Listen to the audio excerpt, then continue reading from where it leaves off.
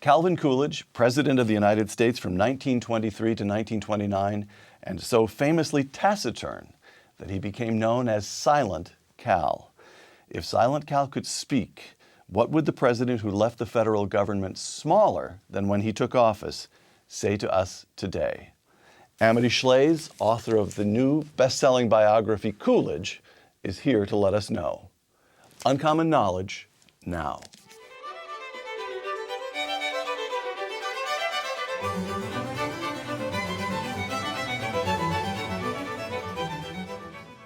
Welcome to Uncommon Knowledge, now appearing on the website of the Wall Street Journal. I'm Peter Robinson. The author of a syndicated column for the Bloomberg View, Amity Shlaes directs the 4% Growth Project at the George W. Bush Presidential Center. She is the author of a number of books, including the best-selling history of the Great Depression, The Forgotten Man. Amity's new book is entitled simply Coolidge. Amity Shlaes, welcome. Thank you. If he could speak, quoting to you, Coolidge, when in 1929 the 30th president climbed onto a train at Union Station to head back home to Massachusetts after his 67 months in office, the federal government was smaller than when he had become president in 1923. Very briefly, think of this as the overture. The curtain is about to rise in a moment. This is the overture. If Silent Cal could speak to us today, what would he say? Cut some more. All right. The rise of Calvin Coolidge. Coolidge. You begin the early paragraph about his boyhood and family with this sentence: they were the ones who stayed. Explain that.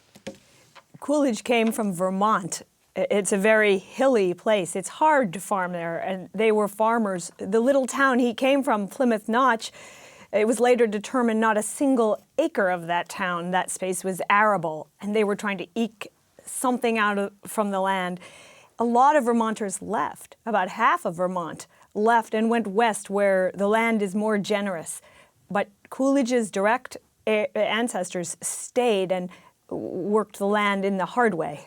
And what did it mean? How did it inform Calvin Coolidge's thinking and character to grow up in a hard place, a small town, in the last quarter of the 19th century?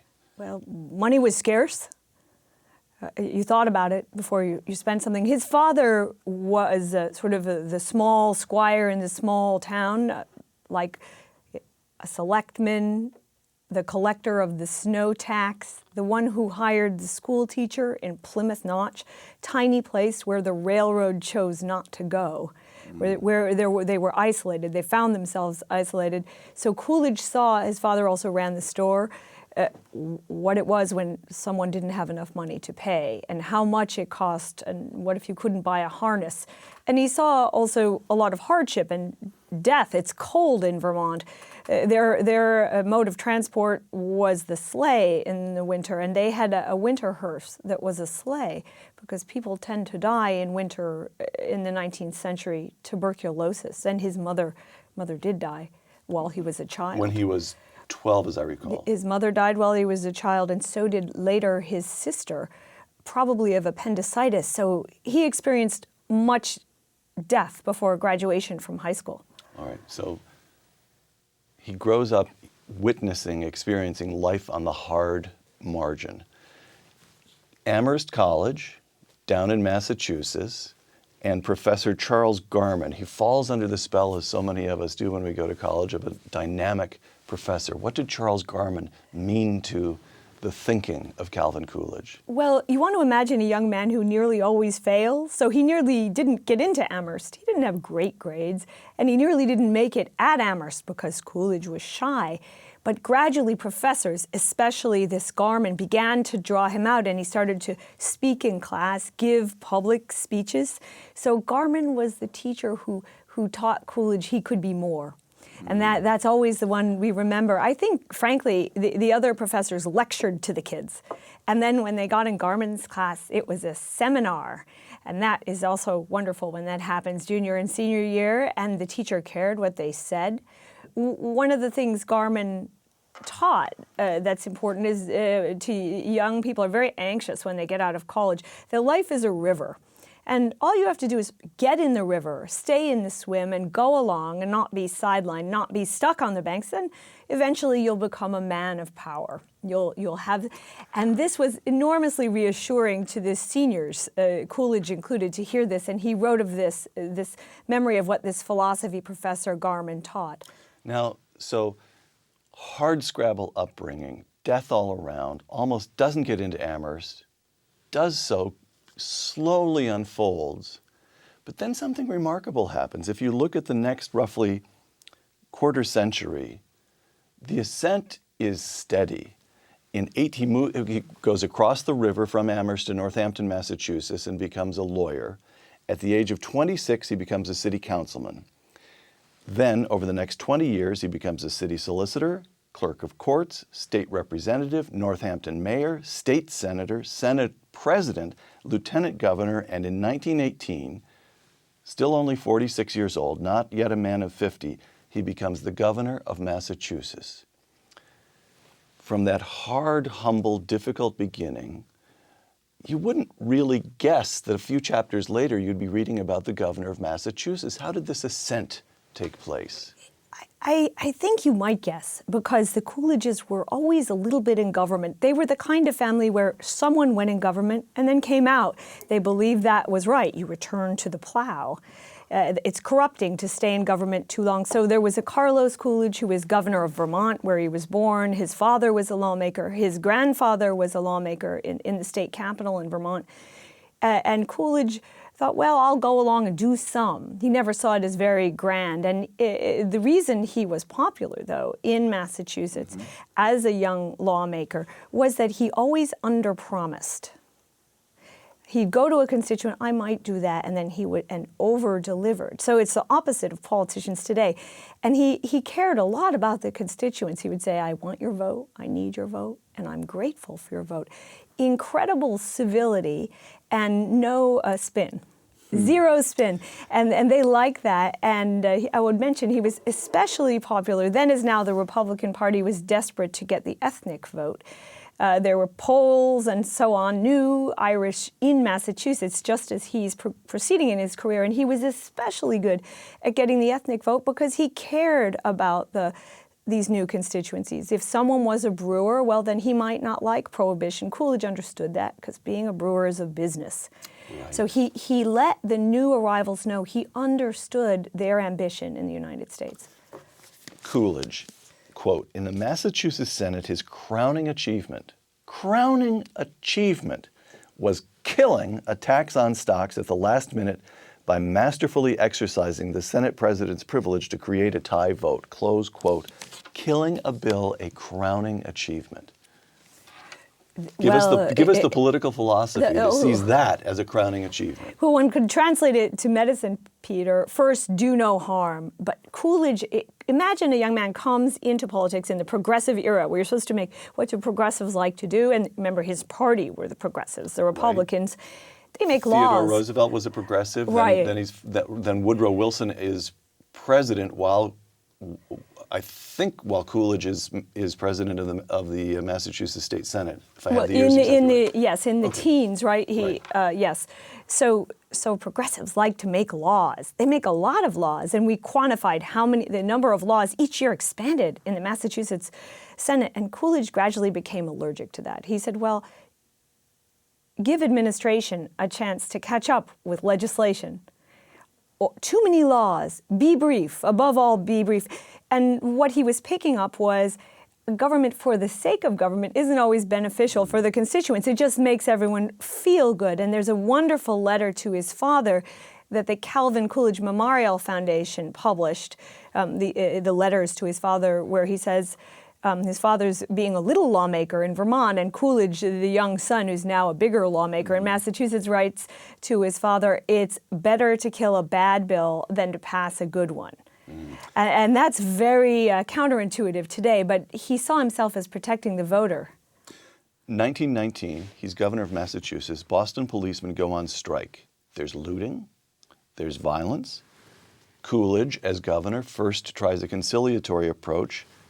and it doesn't work. They stay out on strike. What happened next? Well, you want to imagine the tension of this scene. The policemen were Irish. We just said the Irish voted for Coolidge. He had an election coming up, a new gubernatorial, that very autumn. This is the summer, end of summer. Right. The policemen were hungry or poor. They actually deserved a raise. The rats were chewing on the leather of their helmets in the dirty old station houses. Their horses were, etc. So they had a lot of reasons a lot of grievances. But when they went on strike, they abandoned their posts. There was terrible chaos in Boston. They had to call out the state guard, and stores were looted. And Coolidge Coolidge called out the state guard to restore state order. guard as governor. By an oddity of Massachusetts law, the Boston police force reports through a chain of command to a police commissioner and then up to the governor. So this is all going on. And I think the policemen thought they would win. Wilson, the president, liked public sector unions, maybe. They weren't affiliated with the communists or anything. They were affiliated with the nice AFL, which President Wilson liked, Sam Gompers. But when this all ensued, Governor Coolidge wrote a telegram to Gompers. There is no right to strike against the public safety by anyone, anywhere, anytime. And the policemen were fired by him and through his deputy, through the police. And it was terrible. It was terrible for him. He became sick. It was terrible for the policemen. It was terrible for the police horses who whinnied after their masters. There's stories about this when the policemen went away. But it was an important signal. Maybe the public sector shouldn't strike. Maybe a public sector is different from the private sector. Maybe public sector strikes hurt the towns and cities. And why this mattered was that Coolidge, as governor, drew a line in the sand, and he upstaged a sitting president, effectively, because Wilson was waffling. Right. And the country looked to Coolidge. Sometimes we'll look to a governor. This one event makes him suddenly famous. This one event that he dared to do this. And what we try to capture in the book is the incredible tension over it, because it's hard to be mean, but sometimes it's necessary. He took no pleasure in this. He took none, and he would always get sick when he did these things, very human, and he got bad bronchitis, he had weak lungs, and he didn't think he'd win the election, you'd see, but he did. Massachusetts put him back in office after this. So get us from that event to running mate with Warren G. Harding. Well, that put him on the stage. He even writes in his autobiography, which I recommend, and you can see some of this material at the Coolidge Foundation in Plymouth Notch if you ever visit there. That put him on the stage. He wrote about it. Without a doubt, I think he said, this put me on the national stage. So he wants to run for president, but he doesn't get to. There was a kind of awful, bossy senior senator from Massachusetts, Henry Cabot Lodge. Lodge wasn't so sure he was going to back this upstart governor. Remember, Coolidge was not from Boston, and Bostonians are very snobby. Coolidge was just kind of some swamp Coolidge as far as Lodge was concerned, out from the west, right. Western Mass, and he really didn't back him. So Coolidge got to be vice presidential candidate with Warren Harding, a very lovable, ebullient, calm, it's a good feeling candidate senator from Ohio, and they ran on a very interesting ticket on normalcy. So when we look in our books and our children take the AP test and so on normalcy, the impression one takes away is normalcy means be stupid, right? Be dumb, be normal. Well, we don't like creativity, but normalcy I discovered in researching this book, had an interesting meaning at the time. What they meant was, let the environment be normal so commerce may thrive. This is all of this, of course, the campaign is taking place in 1920, and in the background is the First World War. That's right. So debt has been run up, young men have been off fighting. Now it's time to get back to the business. It's very similar to the current situation where you had a big crisis, in their case World War I. The debt is higher than anyone ever imagined it would be. They've gone to many billions instead of just a few. The budget is out of control. Taxes are already in the 70s. They can't go higher. There's inflation, but the government isn't acknowledging it, and there's high unemployment. So all this is going on, and they're running on, let's get back to normal. Very, very calm. President Coolidge. Now, I don't want to give short shrift to Warren Harding. You don't. But Harding as president and Coolidge as vice president. We think now of a vice president as a major figure with an office in the West Wing and an official residence up on Massachusetts Avenue. And in those days, it wasn't so. Coolidge stayed in the Willard Hotel, and his principal job was to preside over the Senate when he chose to do so. And he could go literally months, you report, without setting eyes on the sitting president of the United States, Warren Harding. In August 1923, Vice President and Mrs. Coolidge are on a New England retreat, vacation, at his family home, a farmhouse in Plymouth Notch, Vermont. Coolidge. The night of August 2nd, the Coolidges retired early. They were sleeping when there was a knock.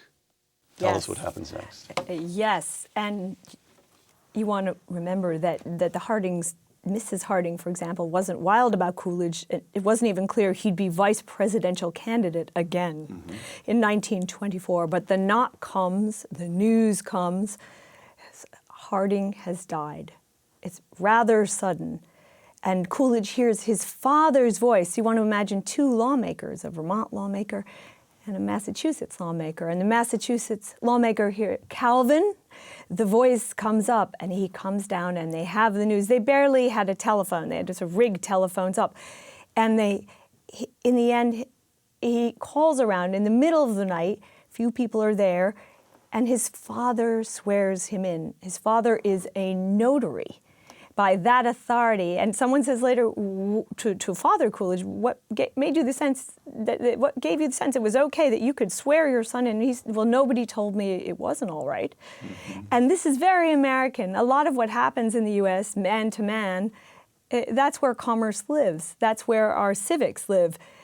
In our interactions with other people, not always with Grand Washington. So it was extremely Coolidge that this happened. And of course, this has been painted. And farmhouse, no electricity, takes place by gaslight.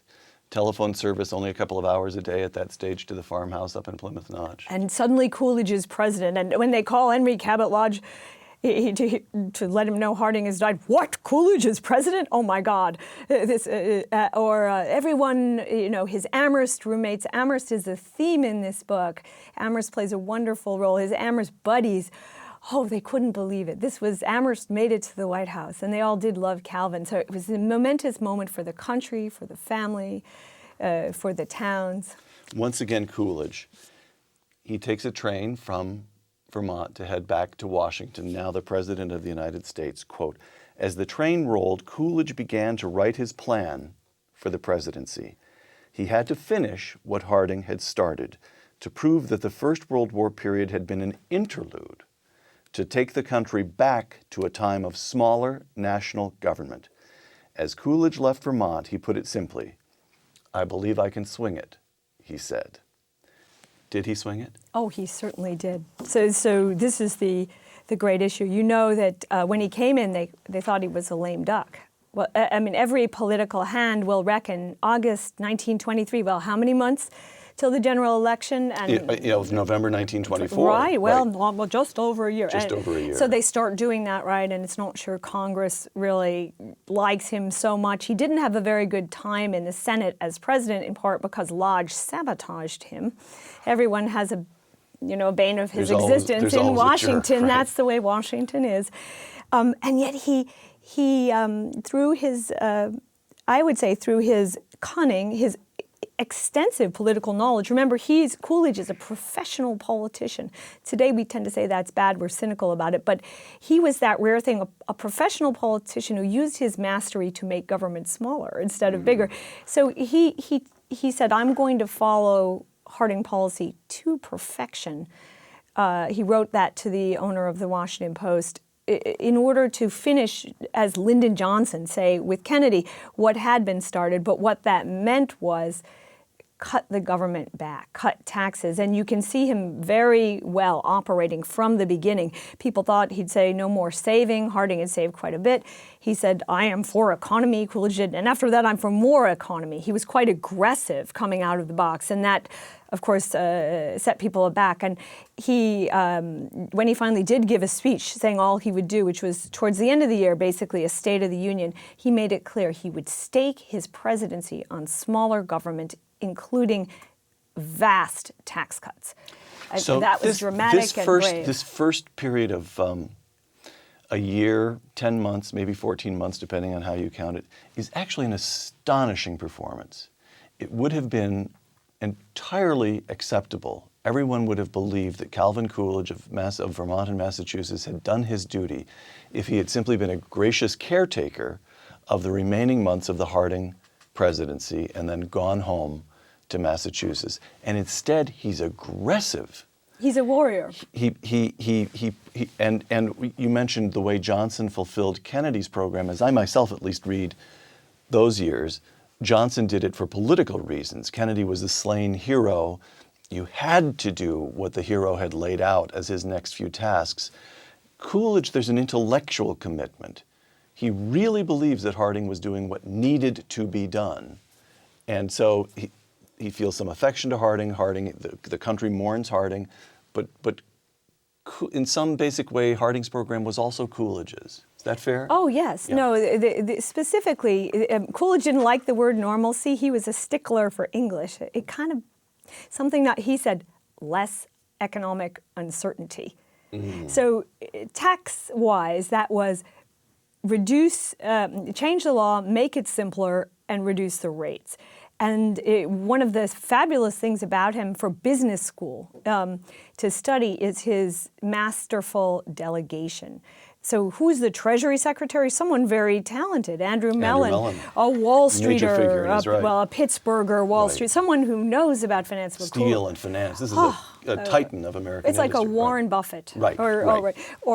So Mellon says we must cut taxes more, and if we cut the rates, Mellon was quite a big thinker, we might get more revenue, Mr. President, because right now we have a tax strike. We might get more revenue. And you can imagine Coolidge, temperamentally a saver, this is a book about debt, was quite uneasy with this concept of cutting rates because he was a budgeteer to the extreme. And he was uncomfortable because if you cut the tax rate, well, you might not get the revenue and then you'd have a deficit. He balanced the budget, he didn't no deficit. But if you cut the rates and you did get more revenue, well, that was bad too because those progressives would spend it in Congress. Right. So you want to imagine a fundamental discomfort with the tax cut idea, and yet Coolidge overcame that for two reasons. One was if Mellon said it was necessary, he should back Mellon up. And two, his sense that high taxes were immoral because they abridged freedom. And if you go on YouTube, you can see wonderful videos of Coolidge giving speeches about this. Well, it takes away, it's legalized larceny. The rates were still high in the 50s. Let's get down to 25. That's even lower than Reagan. So those two reasons, and this pair campaigned mightily for these tax cuts. Coolidge, once again, your book. Under Coolidge, the federal debt fell. Under Coolidge, the top income tax came down by half to 25%. Under Coolidge, the federal budget was always in surplus. Under Coolidge, unemployment was 5% or even down to 3%. Under Coolidge, the economy grew strongly even as the federal government shrank, close quote. But you know, Amity, that Coolidge doesn't deserve any of the credit for that. That was just the release of pent-up wartime demand. Well, that's a standard interpretation. But there was pent-up wartime demand in the early 20s, and yet there was unemployment and trouble. It was important about Coolidge was that he said, I'll get out of the way. He didn't say, they spoke a different economic language. And one reason this book was fun to write and one reason I did write it was it behooves us all to know what they thought about how an economy works because they were different. And he thought if commerce were free and there were austerity in government, if government pulled back and commerce were free, he didn't say the economy, he said commerce would grow. And it appears he was right. So the people, it wasn't just pent-up demand. Of course, there's demand for new stuff. People wanted to buy a car, but it was supply. What makes a company want to start another company? Right. And what makes someone want to have an idea? And you can see this demand has very little to do with patents. Right. Patents are what make productivity gains. So to put this in regular language, people used to work Saturdays. But when we had all these new ideas from the assembly line on, and then we were able to implement them with capital, then people could get a good salary and they got their Saturday. So you want to think of Coolidge as a man who gave us Saturday. All right. Free day. One anomaly here. Although he's a champion of free markets, Coolidge is generally favorable to tariffs. Explain that one. Well, Coolidge was a party man. That's what's intriguing about him too. The show of independence that we require of any politician now was not there, and the party was for tariffs. Tariffs were going all the way back to Lincoln. Going back a while, yes. And tariffs were wrong. We know they were wrong. There was a fundamental. You better just explain what a tariff was. It's so out of. Absolutely. So it's a tax on anything sold by another country. So a foreign car maker will send his car over here, and we put a tax on it, so he can't sell as many cars as Mr. Ford.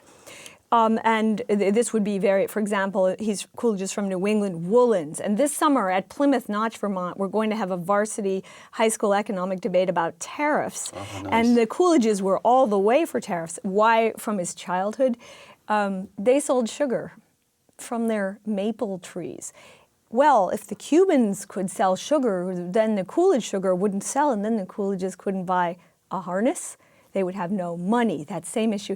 So I was interested to see why the Republicans might be for tariffs in this period. And in researching this book, Peter, I discovered something. One is that Coolidge's friends all told him, don't be for tariffs, be for free markets.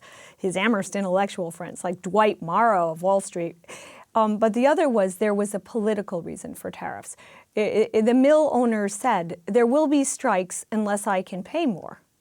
And after World War I, there was enormous ruction in this country. It wasn't like Occupy Wall Street. It was much worse. Whole cities were occupied. And the head of the mill would come to the government and say, I would like calm at my mill. If I could pay more, well then, I would have calm. But I can only pay more if I have no competition from Australia. So this is the political context of tariffs. They're wrong economically, but there was a political context. Right. Coolidge on immigration. At least a cursory reading of the record looks as though he's anti-immigrant. Oh, not at all. All right. Not at all. I mean, it relates to our immigration debate, too. Right. The most famous Coolidge line is when he's talking about immigration. He says, whether we came over on the Mayflower a long time ago or in steerage just now, we're all in the same boat here. Nice We're line. all in the same boat here. Nice and line. He could write, couldn't he? He could write better. You know, as a writer, one doesn't want to compete with him because he's the poet and he's the minister in a way. He's right. Yes. So if you look at his calendar, and we did this for this book, we studied his calendars. He would be, visiting the home culture club. He would be calling on the immigrant group. He'd be working all the time. He was very interested in assimilation, by which he meant immigrants learning English and learning civics in the United States. You can choose to perceive that as kind of, culturally offensive, that he would want to Americanize. They used words like that. I think it's great because what he was saying was the immigrants here, in order to appreciate the country and contribute to it, have to know what it is. So the Coolidge rule on immigration is pretty simple. Come to America if you're here to work and if you want to become American. If you want to become American, but by which he didn't mean get rid of your whole culture. What he meant was in the public sphere, on the town common, we talk English, we honor property rights, we know a little bit of the history. On immigration law itself, he signed a law reducing immigration, in part because of the great unrest that we described before at the strike. There was a lot of unrest, and a lot of it was soldiers and immigrants who were watching Europe. In Ireland, there was a revolution, right? So he did believe when it came to immigration in a kind of resting period. That's right. But to paint him as anti-foreign is to...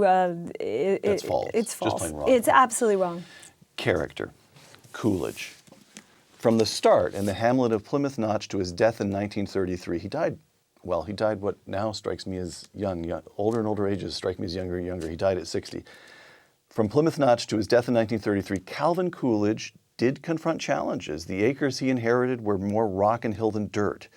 Death visited Coolidge constantly. Coolidge himself was always so sickly that both his father and he worried that he might never complete his education. And to an improbable event, The chapters of Coolidge's life after childhood are chapters of near failure upon near failure.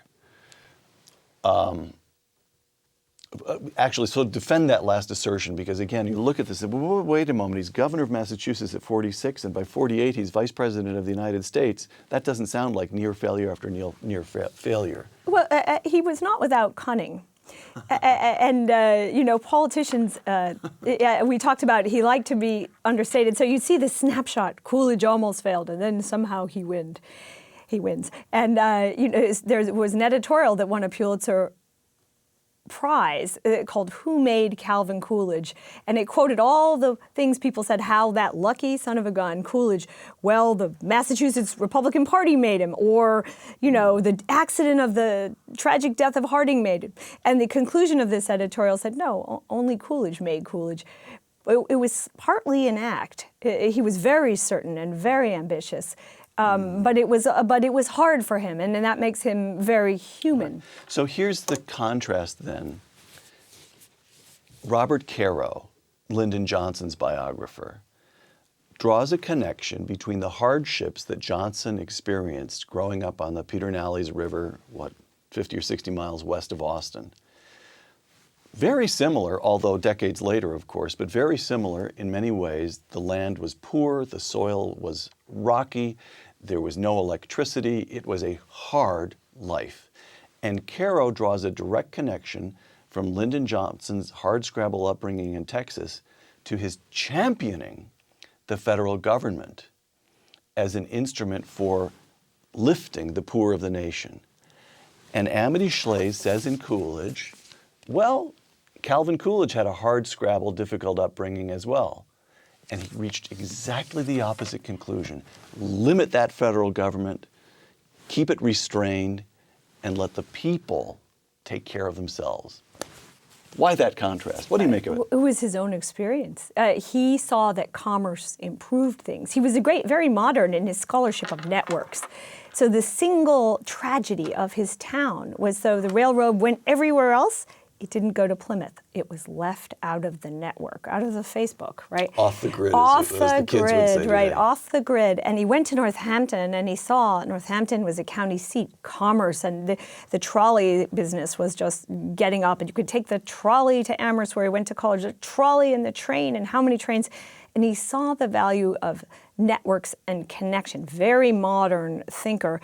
And later, he was a great champion of aviation because airplanes connected people. So I think it was his economic analysis. He understood very well that commerce improved things. They improved things for the Coolidges too. The town was hard scrabble. His family didn't have a lot of money, but they weren't totally poor. They had farmland in the background. They had the stores. Father had many bank accounts here and there. They were just savers. So Coolidge saw that if you make a choice, which does better for the people on balance? Coolidge made his choice, and he said commerce does better for the people than government over the longer run. Grace Goodhue, vivacious, charming, beautiful. I still remember there's a portrait of her in the White House, full-length portrait, extremely elegant woman, beautifully dressed, standing, as I recall, next to a Borzoi dog. I mean, just a picture of elegance. How did he persuade Grace Goodhue to become Mrs. Calvin Coolidge? Well, they met in Northampton. She taught the deaf. Mm-hmm. She was a professional. And in that way, she's like Laura Bush. She had a trade when she came to her marriage, and she was quite devoted to it. I work now at the Bush Presidential Center. And in a way, they're similar. So imagine someone whose profession was bringing out people. When you teach the deaf, that's hard. And then here was this very silent but very accomplished lawyer. And it's a wonderful marriage to follow. He could be hard on Grace. It's not a modern marriage. For example, he didn't allow her to ride horses in the White House. He thought it was unseemly for the First Lady. In this picture that you described, Coolidge was quite jealous of his wife, protective. We describe some tensions in the book. The doggie is white, and Grace is wearing a stunning red dress. And Coolidge saw the red dress in the painting. And, well, does the dress really have to be red? It's a little loose. And the painter said, well, to set off the dog. And Coolidge's reply was, well, why don't you paint the dog red? And she could wear white. He liked Grace to wear white. And in the White House, they lost a son. That was a very That's big the next tragedy. question, because you've got Calvin Coolidge Jr. Wouldn't have happened with modern antibiotics. He's playing tennis on the White House court. He develops a blister. And a week later, he's dead of sepsis, not long after his 16th birthday. And one historian, Robert Gilbert, wrote a book called The Tormented President, in which he argues that after the death of his son, Calvin Jr., Coolidge falls into a deep depression from which he never really recovers. You don't get that. Well, Robert Gilbert's book is good. However, I think it's not a story of yes, comma, but, it's but yes. I see Coolidge more like Lincoln. He keeps going after the loss of his son. He just keeps going. He continues his campaign. The tax cuts come later. That was his Civil War. It's not always easy, but people do keep going, and he did. I wanted to say about Grace in this tense marriage, right? And she's beautiful, and he's quiet, and she works so hard, of course, as First Lady. Coolidge gave her an incredible gift afterwards. All his friends get around and raise money for his presidential library, just as they do for presidents. We've just done this at the Bush Center.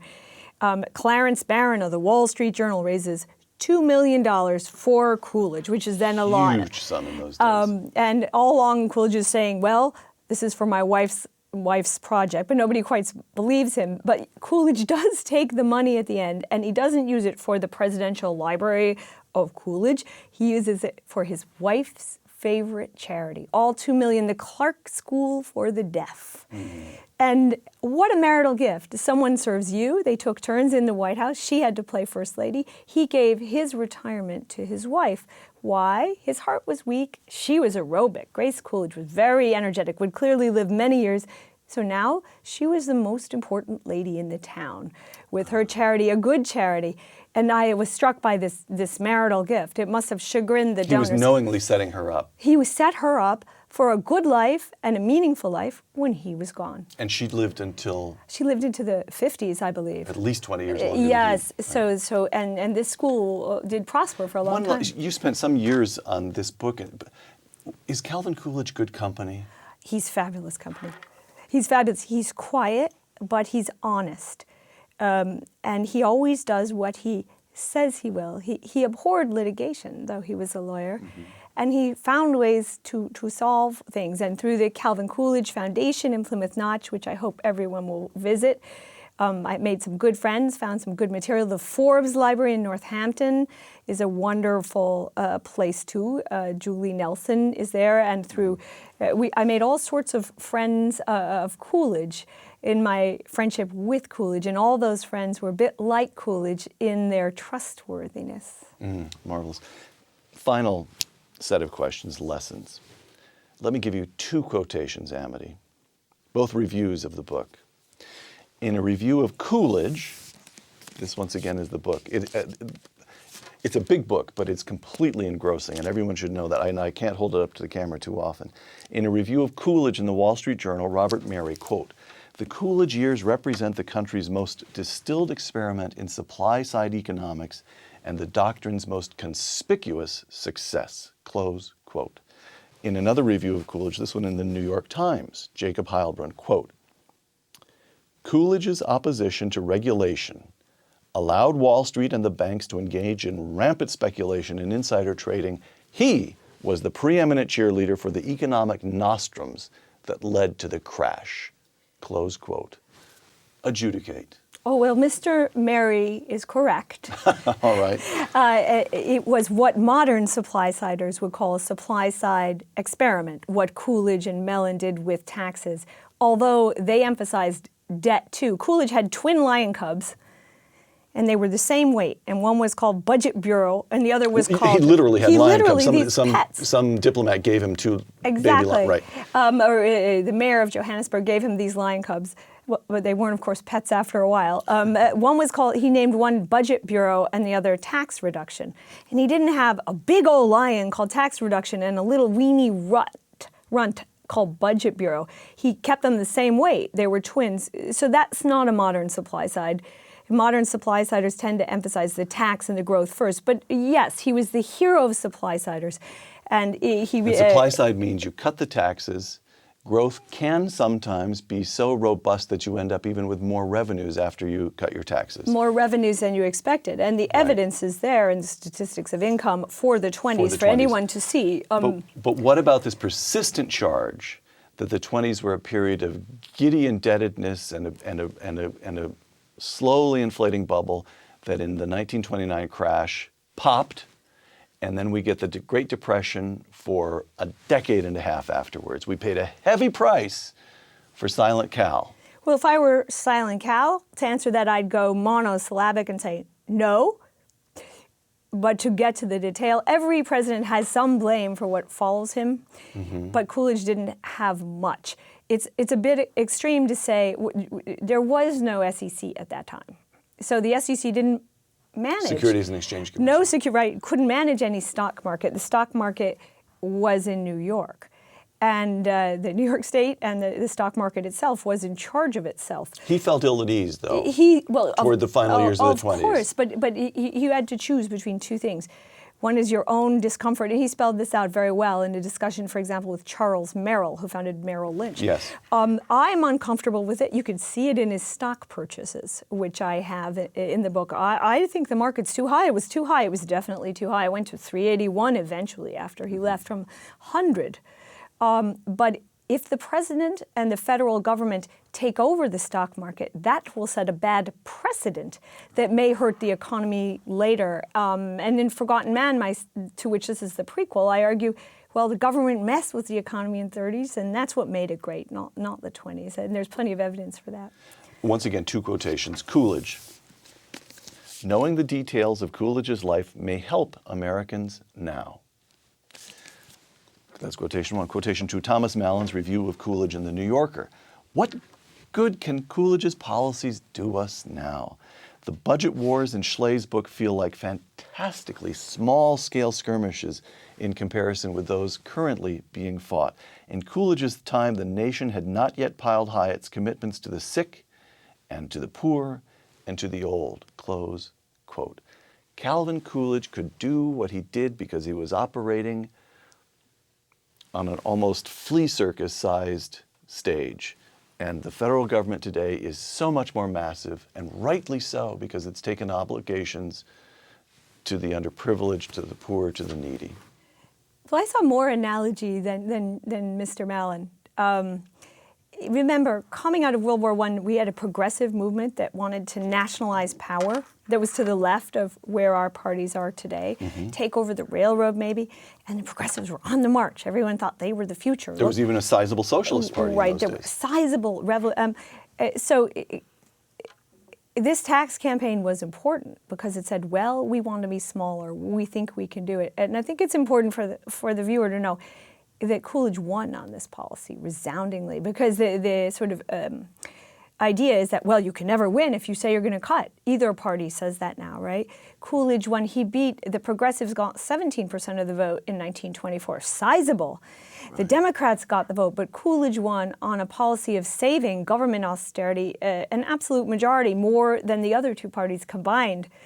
Wow, and he would at the party at a... It was a three-party race. Three-party race, 24. and he prevailed. And then he won an absolute majority. Absolute majority, very rare. Usually there's a split, right?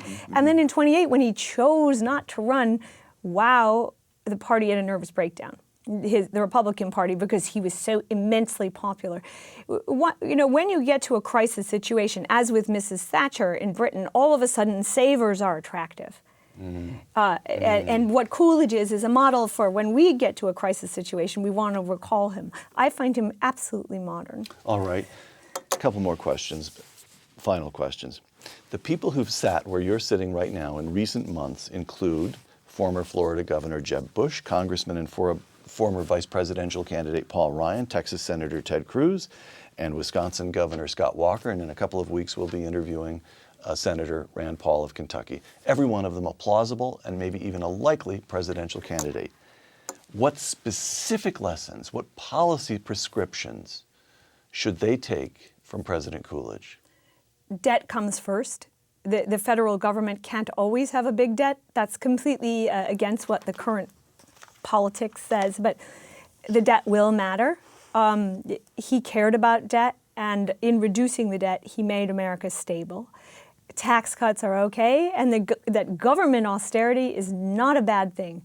It could be a good thing. There's sequester away. Sequester away. Sequester away. It could be a good thing. And you want to define government austerity as separate from personal austerity. Final question. You sit on the Calvin Coolidge Memorial Foundation, and although Coolidge was the last president not to leave a presidential library, you mentioned that he gave that money to his wife's, to the Clark School for the Deaf, his wife's favorite charity. He and his family did in effect preserve the little hamlet of Plymouth Notch, Vermont, one of my favorite places in the country. Why should every American in the year 2013, deep into the 21st century, wish to visit Plymouth Notch? What is there to see and what is there to learn about this little town preserved in a declivity in the Vermont mountains from the 19th century? It's up a steep hill. It's small houses. Coolidge wasn't born over the store, but he was born behind it. You can see that, see the counterpane he made. Visit the state of Vermont has a beautiful exhibit. So you get a feel of how small it was. And what Coolidge saw, it was beautiful, but it was too removed. We see the lime kiln lot where his family collected. The lime kiln lot is one of the lots of the ground around Plymouth Notch is divided up into lots. Right, where they collected where they got their maple sugar, right, the syrup. I just think it's a wonderful visit. We're having, there's a dinner August 2, and we hope people will come. That's the anniversary of the big swearing in, August 2-3. Hope people will come and hear. Brian Lamb will be presiding at the dinner. The Bush Center, where I work, and the Coolidge Foundation are doing this together. Presidents and economics, presidential economic debates there at Plymouth Notch with high schoolers who are coming over from a clinic to learn about Coolidge. So this will be a wonderful event. So always go to Plymouth Notch, always study it, take your children there, visit the cheese factory. I forgot to mention that, Coolidge's father's cheese factory. And tell us about, in the Little Plymouth Notch graveyard, the vast marble mausoleum in which the 30th President of the United States is laid to rest, this elaborate structure with which they celebrate him.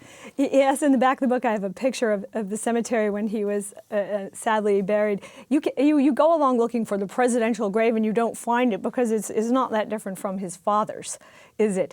This is the Coolidge humility. He preserved the presidency by respecting it, but not by aggrandizing himself.